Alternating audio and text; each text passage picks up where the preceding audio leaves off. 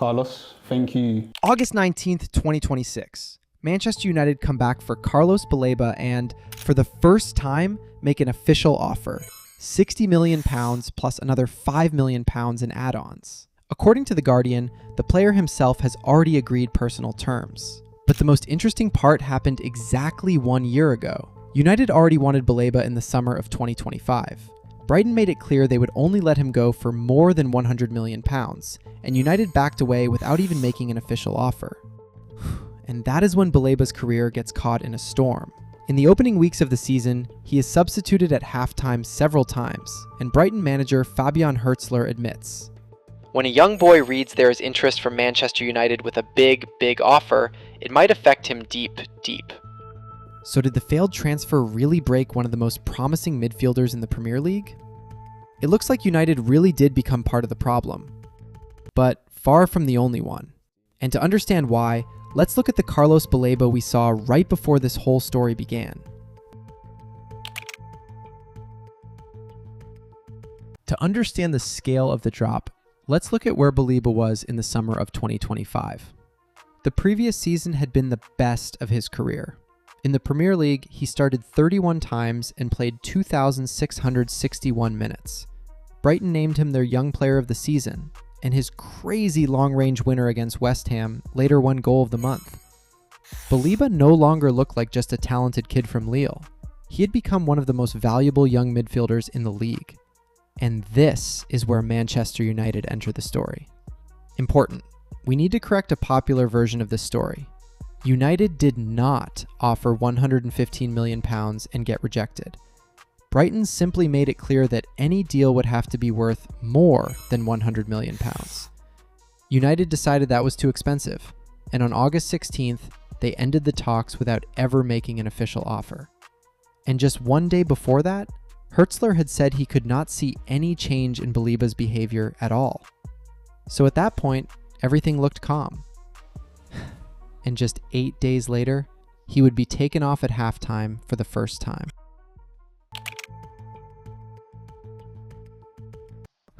August 24th. Brighton lose 2-0 to Everton, and Baleba stays in the dressing room after the first half. Hürzeler explains the substitution as a tactical decision.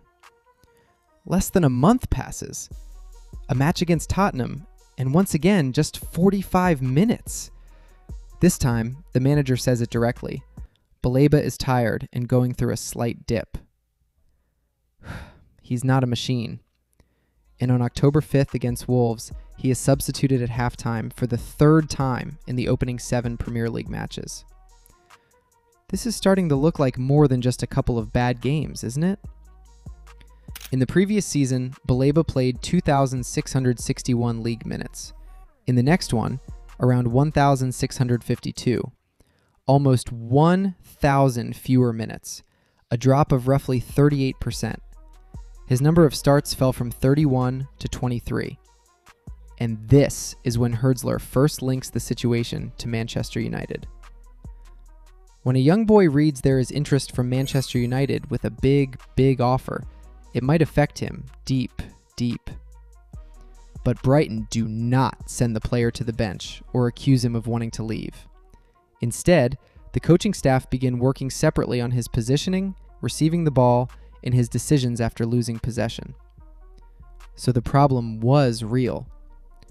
But was the failed transfer itself really to blame? At this point, the story could have ended very badly. Thankfully, it didn't. Brighton did not try to bring the old Baleba back in a single week. Instead, the coaching staff spent several months breaking his game down into details: where he should be before receiving the ball, how to make himself available for a pass, when to speed up the attack, and what to do immediately after losing possession. Hürzeler deliberately took the pressure off him. We don't put Carlos Baleba under pressure by saying, "You must play well." The first serious sign of recovery came in the winter. At the Africa Cup of Nations, Baleba looked confident again, and L'Équipe named him one of the revelations of the tournament. Cameroon reached the quarterfinals. By spring, the improvement was already noticeable at Brighton too. In May, Hürzeler said, "He made a step up." So the season did not look like one continuous decline. There was a sharp drop, then a long period of recovery, and gradually, Baleba began returning to his level. And now comes the most interesting part. 1 year after the deal that never happened, Manchester United come back, and for the first time, put a real £65 million on the table. So United still see the same player in him. But why are the club ready to risk that much money after such a difficult season?